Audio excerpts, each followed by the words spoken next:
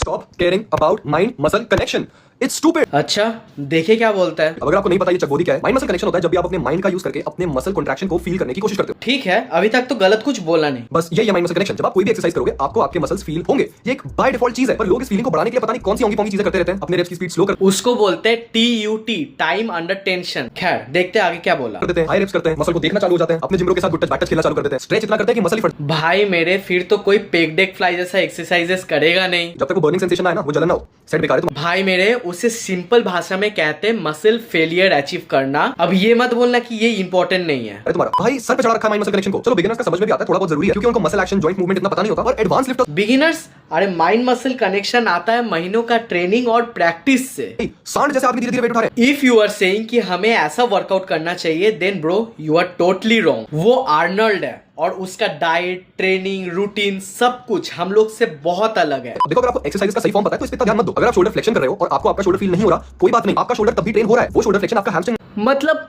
कुछ भी।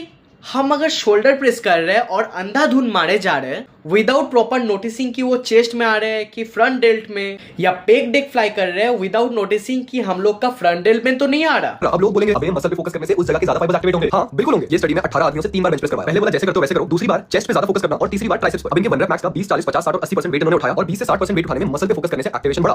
पर ये कोई काम की चीज नहीं है, क्योंकि 50% आपके 1 रेप मैक्स का आपका वार्म अप होता है और 80% ऑफ देयर 1 रेप मैक्स उठाने पर मसल एक्टिवेशन में कोई फर्क नहीं पड़ता। उनके बहुत फोकस है जी, अपना बात को खुद कंट्राडिक्ट कर रहे हो with support of a research paper. अच्छा ठीक है, एज्यूम कर ले कि आप सही हो। भाई बस 3 लोगों के साथ स्टडी हुई है, वो कोई भी ठोस सबूत है आपके पास? के बाद आप एक बार खुद लॉजिक लगा के देखो। अगर आप 40-50 किलो से रोइंग कर रहे हो और आपको आपकी बैक फील नहीं हो रही, तो वो 40-50 किलो सिर्फ तुम्हारे बाइसेप कैसे उठाएंगे? और अगर कोई 50 किलो सिर्फ अपने बाइसेप से उठा सकता है तो 50 किलो से रोइंग तो नहीं करेगा, उसके पीछे एक जीरो और लगे। सिर्फ बाइसेप्स का बात नहीं हो रहा वहां। अगर रो कर रहे हो अंधाधुन without proper mind muscle connection, then back के साथ आपका बाइसेप्स भी ट्रेन हो रहा है। And proper mind muscle connection से बैक का एंगेजमेंट बढ़ जाता है और बाइसेप्स का एंगेजमेंट रिड्यूस हो जाता है।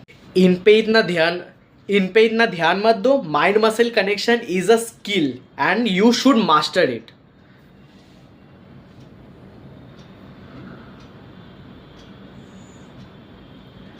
For more such content, follow Lived by Ankit.